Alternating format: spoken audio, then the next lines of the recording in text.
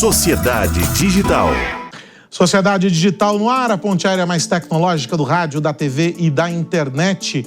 Vamos juntos nesta próxima meia hora discutindo como é que o ambiente de inovação torna mais eficiente ou pode tornar mais eficiente o processo da administração pública, a gestão pública. E como é que isso pode ser feito por meio de uma relação mais inteligente entre o setor público e a iniciativa privada. Como é que a gente usa as soluções que estão disponíveis no mercado, que estão aí por meio de startups, por meio de grupos de pesquisa, enfim, o que está disponível no mundo e que já vem sendo utilizado como solução pelas grandes empresas do setor privado, como é que a gente aplica isso com mais simplicidade na esfera pública? A gente está acostumado com aquele tiranossauro rex da burocracia brasileira, mas há alguns elementos que ajudam a tornar este tiranossauro algo um pouquinho menor.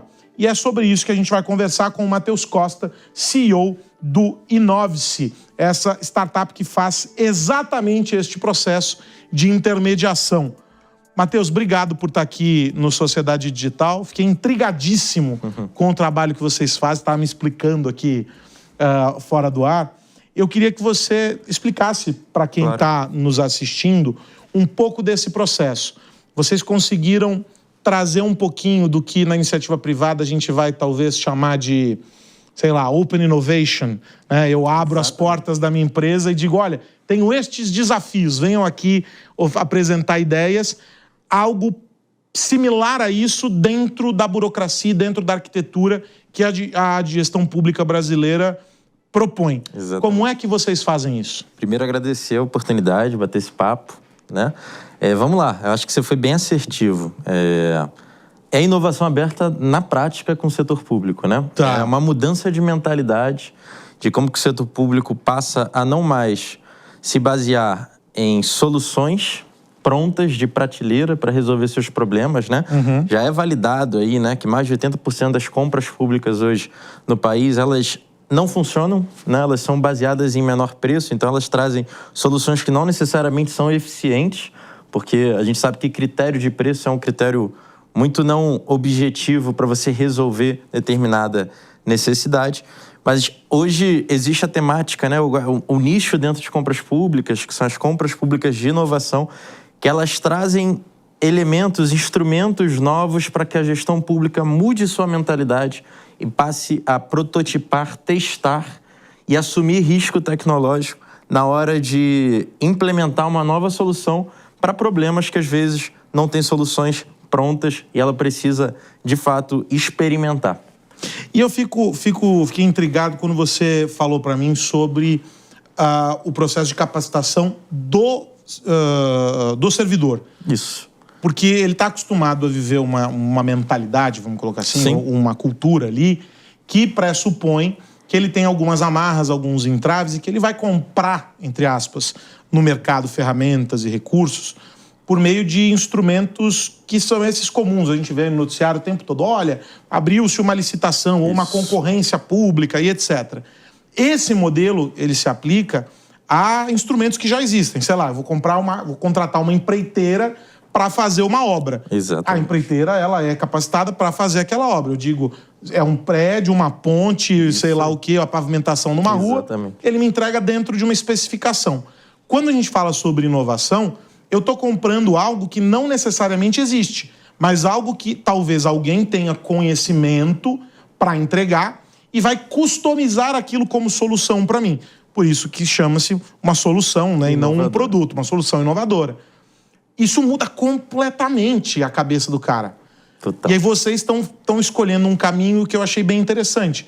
Eu não vou conseguir fazer com que a lei seja entendida ou as atualizações da lei sejam entendidas pelos servidores públicos se eu não capacitá-los para isso. Perfeito. Vocês, portanto, fazem uma formação para esses caras, é isso? Perfeito.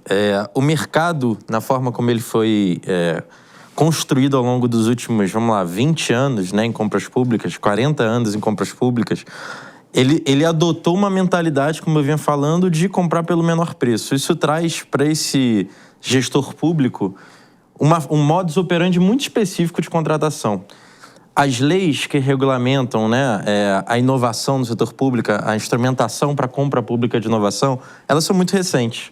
Né, o Marco Legal de Startups, por exemplo, ele está vigente tem 4 anos. Marco Legal de Ciência e Tecnologia também, que traz alguns desses instrumentos, são muito recentes. E aí, dentro desses marcos, você começa a ter instrumentos legais, né? O mais famoso hoje, que o pessoal tem se romantizado bastante, que é o Contrato Público de Solução Inovadora, o CPSI. O CPSI ele é um instrumento que ele parte exatamente dessa premissa. Ele parte da premissa onde o gestor público compartilha com o mercado um desafio ao qual ele não conseguiu encontrar uma solução de prateleira e ele tem a oportunidade de testar, experimentar e pagar assim, um investidor anjo dessa startup, dessa iniciativa privada, para ela testar se faz sentido. No final desse processo, ele pode ou não assumir o risco de dar continuidade, não tem problema. E aí, no final do dia, quando você faz um shift, né, do que era esse mercado de compra pública para o uso desses novos instrumentos, você tem uma mudança de mentalidade que não é só do gestor público, é da cadeia. Porque no momento que você faz uma contratação pública, você passa por órgãos de controle. Você pode ser auditado posteriormente quando essa venda já está, quando essa solução já está sendo fornecida. Se você não prepara todas essas pessoas para que elas se sintam mais seguras juridicamente, o tema é esse, tá? É a insegurança jurídica que o gestor público sente no uso desses novos instrumentos. Tá. Se você não capacita esse pessoal para isso, você não consegue ter uma vazão para que cada vez mais soluções inovadoras sejam encaixadas com desafios públicos. E eu fico bem intrigado de verdade, sobre o quanto isso pode ser transformador para a esfera pública como um todo. Porque quando a gente fala sobre uma solução que está sendo modelada, à medida em que ela chega e começa a ser incorporada, vamos supor que a gente esteja falando sobre gestão, sei lá, na área da saúde, gestão de dados e qualquer coisa. Para essa implementação necessariamente acontecer, essa startup ela vai ter que ter interface com um sem número de players dentro do processo público, né? Algumas autarquias, órgãos que entram, né? áreas de tecnologia ou de administração, enfim, não importa. E isso é trazer a mentalidade da eficiência da iniciativa privada para pequenas porções dentro da esfera pública. Exatamente. E é quase como se vocês estivessem hackeando o setor público com uma injeção da eficiência da iniciativa privada. Ou eu estou me iludindo? É utópica essa minha visão? Não, perfeito. Eu estou quase te levando para vender lá nossas soluções, né? Porque é exatamente isso, né? Existe um desafio, como eu falei, da cadeia de compreender isso como um todo, né? Porque não é um desafio que ele é endereçado somente por usar novos instrumentos jurídicos, ou seja, melhorar a operação de compra pública e fazer um upgrade ali para se adaptar à inovação dentro do processo. É um desafio de cultura, é a forma como você olha para dentro da gestão pública, e a gente pode falar de inovação olhando para os desafios de eficiência da gestão, como a gente pode estar olhando para fora para o desafio local, regional, ao qual aquela gestão pública impacta no dia a dia. Então, é uma mudança de cultura de como olhar para esses desafios, é uma mudança técnica, né, de saber como é que esses times conseguem performar vendas de uma forma diferente, mas também tem uma mudança de como que isso, depois, uma vez que essa startup, né, é selecionada, como é que eles conseguem gerir bem essa relação e fazer com que ela saia do outro lado com alguma coisa eficiente. Porque de nada adianta eu trazer uma startup para testar uma solução comigo, mas eu não conseguir, ao longo da implementação, dar os recursos que ela precisa. E podem ser pessoas, podem ser entradas importantes no dia a dia, podem ser dados públicos, né, que é o que a gente mais fala, que ela precisa de acesso para eventualmente fazer certas amostragens ali. De nada adianta eu não dar o recurso para que ela consiga, de fato, ter efetividade nos testes e a gente, de fato, saber se foi validado ou não foi validado. E aí dá um shift para um contrato maior, que a gente chama um contrato de fornecimento. Tem semelhança com o que se tornou muito usual algumas autoridades falam, não, porque nós vamos fazer uma PPP, a tal da parceria público-privada. É um instrumento. Nesse caso, não se trata de uma parceria em que o governo faz um aporte de dinheiro e uma empresa executa a tarefa e eles se tornam sócios ao longo do processo. Vamos supor a concessão de uma rodovia. Nesse modelo é uma contratação de serviço. Exato. É como se estivesse trazendo um terceirizado para prestar um serviço para o governo. É isso? Isso. São instrumentos... eu sempre gosto de mencionar um dos fundadores da Inovis, procurador federal Bruno Portela. Ele é o grande nome hoje por trás de todo esse arcabouço legal hoje que existe dentro de compras públicas de inovação. E ele costuma dizer que existem 25 instrumentos a serem utilizados de diferentes maneiras e arranjos para se inovar no Brasil. E geralmente o gestor público ele conhece 2 a 3. Não só o gestor público, ele traz um número que viabiliza ainda mais a existência da Inovis, que é que menos de 2% dos procuradores do Brasil compreendem esses instrumentos conectados entre si. Porque o que faz a diferença na hora da tomada de decisão desse gestor é ele saber o quanto de diferentes instrumentos legais ele pode usar para casos de uso muito específicos. Então a gente tem um universo de oportunidades para que essa relação público-privada aconteça. O que você citou é um dos instrumentos legais, mas ele não é utilizado hoje especificamente com inovação. Inovação, ele parte dessa premissa de que você não sabe o que você precisa. Você tem um problema para ser resolvido. Você tem um problema para ser resolvido, um desafio. E a gente tem eu não vou dizer que esse é um problema exclusivo do Brasil, né? Mas ele é um problema, tá aí, o noticiário tá cheio deles. Dos vícios que existem historicamente na relação entre o público e o privado. Sim. Né?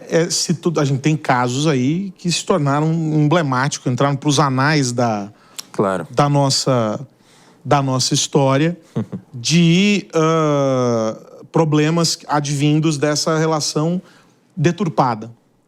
Esse modelo, ele combate as más práticas dessa relação ou não? Isso tem a ver muito mais com mecanismos de transparência, governança, do que qualquer outra coisa. Eu acho que tem um pouco a gente tem que olhar por 2 ângulos, né? Pelo menos eu consigo enxergar assim. Você tem uma forma diferente de fazer melhor. E a gente está olhando... Aqui eu estou dizendo pela perspectiva de eficiência, de trazer um novo olhar para o problema, né? E você tem, do outro lado, instrumentos que, apesar deles não seguirem esse caminho da inovação, eles precisam continuar existindo. Aí eu concordo com você. É governança, é processo.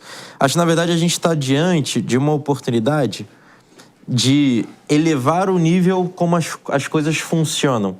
E quando a gente traz para dentro da mesa mais um player, cria complexidades. Isso é uma verdade. A gente fala muito. O uso desses instrumentos, como qualquer instrumento, como qualquer lei, né?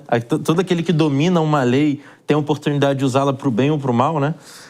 O uso desses instrumentos, ele abre essa janela de oportunidade para a gente pensar de um jeito diferente como ele poderia funcionar, mas ele também abre precedentes para quem quer continuar fazendo errado.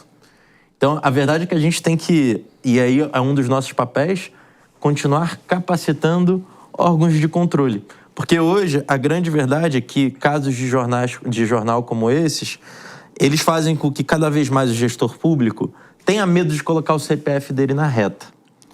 Ótimo, né? Que bom que assim seja. Mas não só ele, né? O órgão de controle também não quer aprovar uma coisa ao qual ele não tem ainda consciência para o uso. E isso acontece muito, tá? Acontece muito da gente ver processos de contratação pública inovadora que travam na procuradoria porque a procuradoria não conhece um instrumento e não tem coragem de passar porque não está acostumada com aquele tipo de contratação. Então você tem uma mentalidade que precisa mudar, mas principalmente você precisa entender que esses novos instrumentos também trazem oportunidades para esse pessoal que está ali no meio da cadeia, e até no final, um tribunal de contas que eventualmente vai fiscalizar um processo desse, se capacitar para cada vez a gente ter uma governança mais forte em cima dos outros instrumentos também, porque eles não vão deixar de existir, vão ser alternativas. Você sabe que você fazendo essa descrição, eu fico pensando sobre o quão complexo é o nosso ecossistema regulatório. Demais. Porque quando a gente fala sobre a capacitação, e olha, há o desconhecimento sobre esse ou aquele modelo e afins, significa que a gente tem uma diversidade tão grande de regras que o próprio regulador é incapaz de conhecê-las na plenitude. Sim.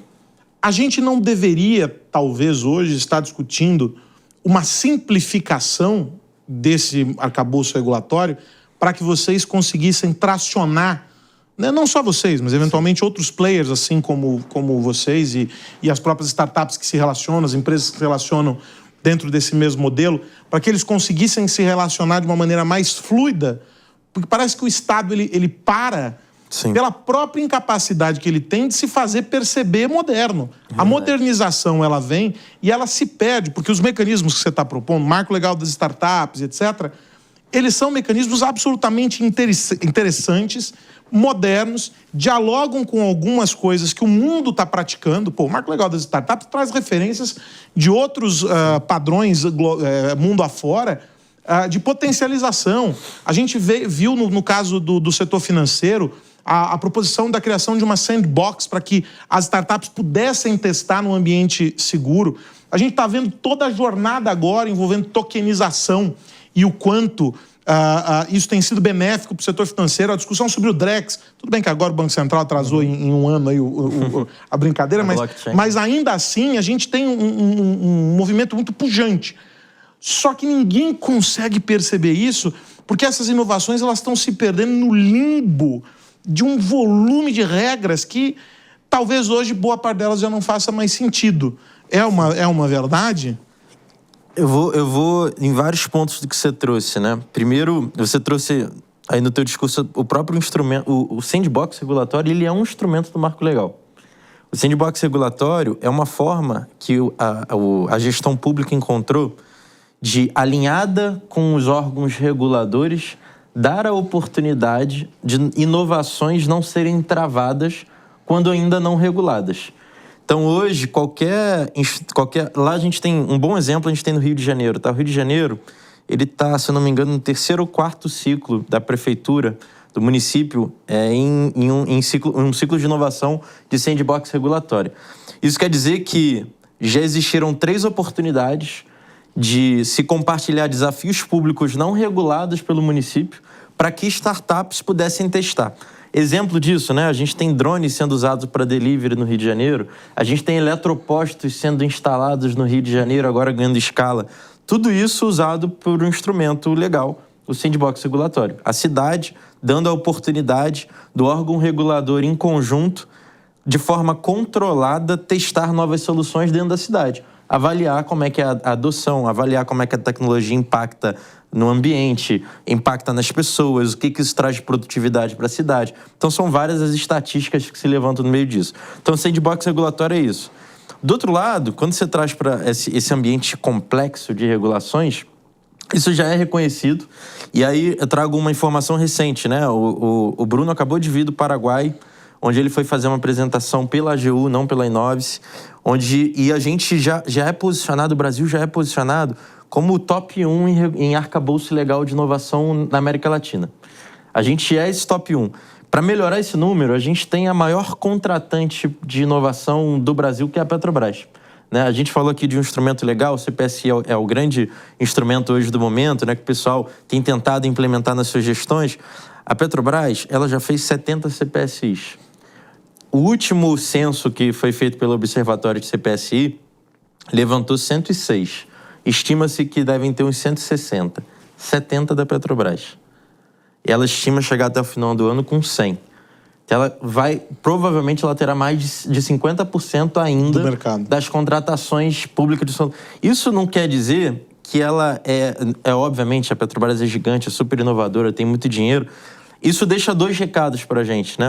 Deixa o primeiro recado que os instrumentos, eles já têm precedentes dos mais diversos para serem usados. A Petrobras está usando, ela está na vanguarda disso. Mas, ao mesmo tempo, eu estou comparando a Petrobras, eu não estou comparando ela com outras empresas estatais só. Eu estou comparando ela com todos os municípios do Brasil. Estou comparando com todos os governos de estado, com todas as outras autarquias e até órgãos de controle. A gente tem muita instituição que ainda não está usando desses instrumentos. Então, existe, sim, a complexidade, mas hoje a gente está muito avançado e a gente, inclusive, lança o tempo inteiro, né? A AGU lançou agora a cartilha de referencial de sandbox regulatório, de como que se faz um sandbox.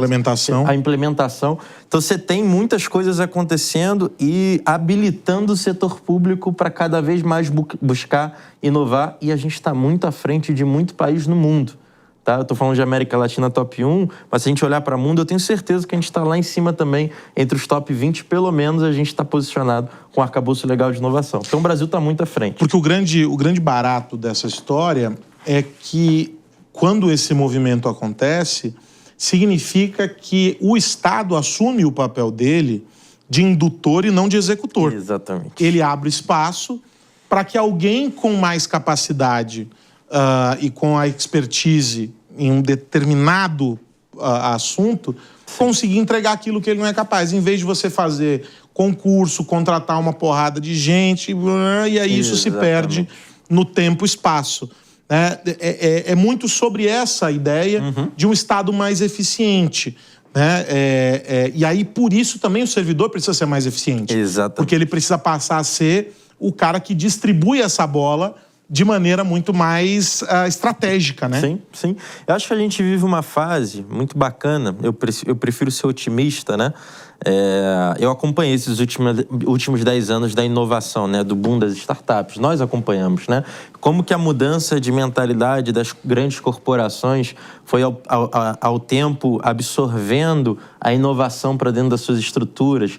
As startups que, de fato, deram certo, se tornaram grandes unicórnios e a gente hoje vê elas se sustentando, né? A mudança até da tese de investimento nessas startups. Quando a gente transporta isso para a realidade do setor público, essa mentalidade está começando a mudar agora. Eu não acho que vai ter a mesma velocidade do que a gente teve no setor privado, muito menos ainda por conta da pandemia, que acelerou coisas que já estavam bem encaminhadas. Mas a gente olha para o setor público, eu posso ser otimista aqui e dizer, né, até porque isso justifica muito da visão que a própria Inove-se tem, que provavelmente nos próximos 10 anos aí a gente vai ver a mentalidade da administração pública brasileira muito mais adotante de novas tecnologias e de inovações, até porque o mundo está acelerando, a inteligência artificial e tudo que a gente está vendo ao nosso redor. Se essas pessoas que estão ali dentro não se adaptarem, provavelmente daqui a 10 anos elas não vão ser nem votadas para estarem naqueles lugares, porque elas vão estar muito atrasadas nas temáticas que são as temáticas que fazem sentido. O André Miceli não está aqui conosco na gravação, mas ele deixou um comentário e uma pergunta sobre um pouco disso tudo que nós conversamos aqui. Fala, velhinho. Olá. Bom, as compras públicas, elas representam mais ou menos 15% do PIB brasileiro, o que, obviamente, é um volume financeiro gigantesco e justifica não só investimentos no segmento, mas também o amadurecimento do uso da tecnologia e dos recursos digitais em geral. Então, eu fico pensando em 2 pontos para a gente explorar e refletir por aqui. O primeiro é, o que precisa mudar no servidor público brasileiro para que ele se mantenha mais aberto ao uso de novas soluções tecnológicas, à inovação em geral, à experimentação. A gente sabe que é um setor que lida com o erro de uma forma mais conservadora do que, às vezes, é necessário para que a tecnologia avance. Então, o que precisa mudar na cabeça do gestor brasileiro? E a minha segunda pergunta é, quais tecnologias de fato já mexeram o ponteiro? O que a gente pode observar hoje em dia que é diferente de 5, 10 anos atrás e que a tecnologia mudou, que deu mais eficiência e, no final das contas, reduziu o custo de contratação do governo, aonde a tecnologia já fez diferença? Bacana. Vamos lá, a primeira pergunta, né? Eu acho que a gente estava falando aqui, capacitação, né? Capacitação é o desafio. Eu acho que falta desenvolver uma mentalidade. Eu acho que o tempo que vai mostrar isso pra gente, não é algo que a gente vai conseguir mudar da noite pro dia. A gente que está ali na trincheira de quem está ofertando ao mercado essa oportunidade de mudar a forma como olha para a inovação no setor público, a gente sente que existe um movimento. Existe cada vez mais comunidades, grupos que estão buscando esse conhecimento, alguns por conta própria, outros por um sentido político, por uma bandeira que é levantada num determinado mandato e que entende que a inovação é esse fio condutor para a gente chegar em outro lugar. E aí, respondendo a segunda pergunta, eu acho que um exemplo que é super bacana, que a gente gosta de sempre citar, que eu acho que é o mais impactante para provavelmente todo mundo que está assistindo aqui a gente, é o GovBR, né? Sim. O GovBR, ele ele é a forma como o governo encontrou para digitalizar nossa relação com serviços públicos essenciais que a gente tem, né? E trouxe quase que o Brasil inteiro, ou pelo menos boa parte das pessoas que hoje acessam internet, né, para dentro de uma plataforma, e cada vez mais eles vão evoluindo em serviços ali dentro. Então a gente vê uma mudança de mentalidade, uma oportunidade gigante, quando a simples implementação de uma tecnologia bastante simplória para os dias de hoje, a gente está falando de software, né, conseguem trazer o brasileiro, toda a população brasileira para dentro de um novo arcabouço de uso dos serviços públicos. E aí você consegue habilitar tudo ali dentro, né?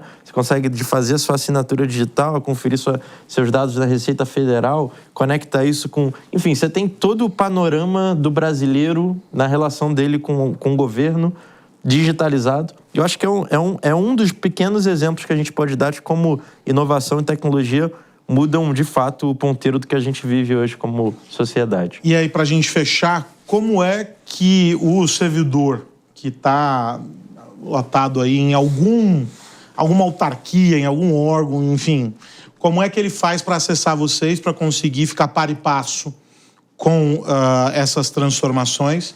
E para quem está nos assistindo, que quer entender mais sobre esse assunto, como faz para conhecer a Inovice? Bacana.